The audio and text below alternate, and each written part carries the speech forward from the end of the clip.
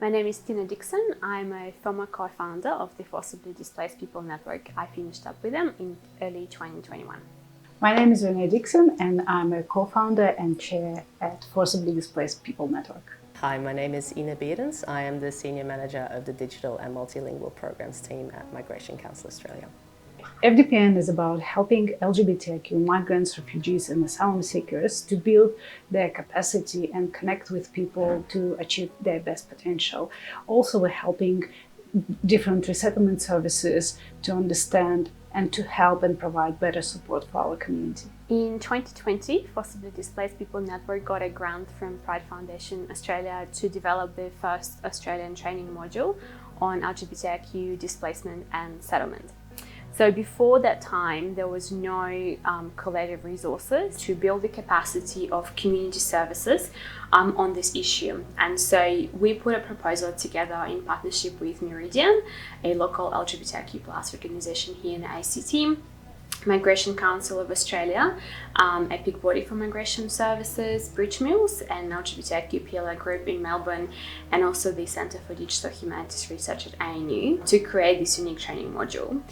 So we aimed to work with both services who work with refugees or migrants, but also the LGBTIQ+ orgs, and then any other organisation working in a space of helping communities. Migration Council Australia was founded in 2012 by leaders across three sectors, community, industry and unions. One of the first bodies that we auspiced and co-established was the Judicial Council for Cultural Diversity. So its purpose is to improve access for migrants and refugees to the court system in Australia. And then we started working across different sectors such as health, settlement, but also around gender. So we spent with COVID about 2 years doing that module, and so now it's online. It covers a broad set of topics, so it helps people understand first what are those unique experiences are for somebody who is LGBTIQ+ and was forcibly displaced, and then it looks into 10 particular areas of life once you settle in Australia. So everything from access to legal assistance, that's also beyond migration law, to housing, homelessness, health, experiences of violence, community support, and so on. It's a fully interactive module which people can do at their own time. It's online, but most importantly, the project was co-designed with LGBTIQ+ forcibly displaced people to make sure that their voices, their stories underpin sort of that learning process. It really speaks to how can I, as a service provider or as a service organisation, create practices that are inclusive but also responsive to very unique challenges and needs that are experienced by forcibly displaced people. Back in 2012, when I came to Australia with my partner, I found myself in a vacuum that there is no ethical conversations about experiences of being LGBTIQ and being a refugee. I didn't see people like me and my partner. When I came to refugee services, there was always homophobia and pushing backs that it's such a marginal issue.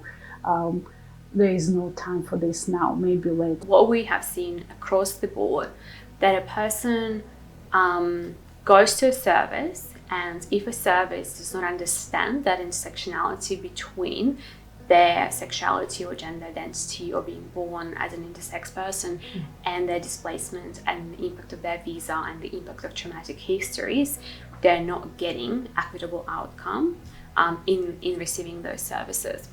Pride Foundation, a year before that grant, was organising an advisory group where there was a bunch of orgs and leaders coming together to advise Pride Foundation as the funder on what are those most critical areas are. And it was a consensus that training was one of the main things we have to start working on if we want to move for the better outcomes in settlement.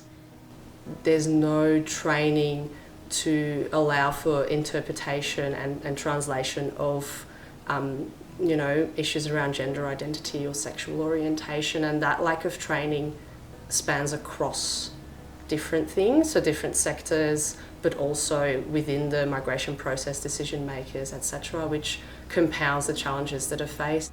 Grant from Pride Foundation was very important to have for us, because we were able to bring together wonderful experts from different areas like MCA and Meridian, and this training module will be a base where we'll continue to build our relationship and future very interesting and exciting projects that improve the life of our community.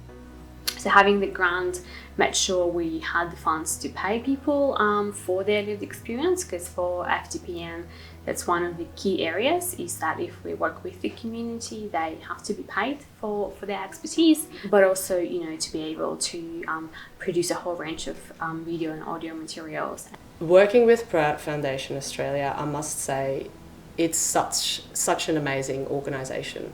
The fact that there is funding for smaller organisation, or funding opportunities for smaller community organisations with lived experience and led by LGBTQIA+ community members is incredible. So for FDPN, that was one of the first bigger grants that the organisation received, and I think it really set FDPN for success and gave FDPN an entry point to work with a broad range of NGOs all around Australia. The work with PFA is really about partnership. They're listening, they're collaborating, and it's real pleasure to work with them during this time, and they're doing very important work to support most marginalized communities in Australia.